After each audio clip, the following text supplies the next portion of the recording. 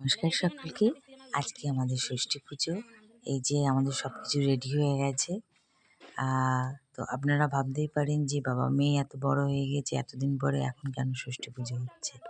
তো আমরা তো দিল্লিতে ছিলাম, ওখানে কোথায় পাবো বাঙালি পুরোহিত। তো কারোর 1 মাসে হয়, কারোর 9 দিনে হয়, কারোর 6 দিনে হয়।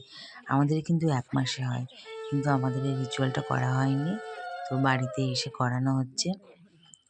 এবার অনেকের কিন্তু পুরোহিত ডেকে এনে করতে হয়। তো আমাদের গ্রামের যে সবথেকে বয়স্কা এই বড় মা, ইনিই করেন। আমার বড় মেয়ের ক্ষেত্রেও ইনিই করেছিলেন। তো এবারও ইনিই করছেন। যেহেতু আমার বড় মেয়ের যখন হয়েছিল তখন আমরা ছিলাম গুজরাটে, আর ছোটো মেয়ের বেলায় এখন ছিলাম আমরা দিল্লিতে। তো দেখুন রিচুয়ালটা কত সুন্দর। তো আপনাদের কার কার আছে এইরকম রিচুয়াল, মানে এইভাবে পুজো দেওয়া, অবশ্যই কমেন্ট করে জানাবেন।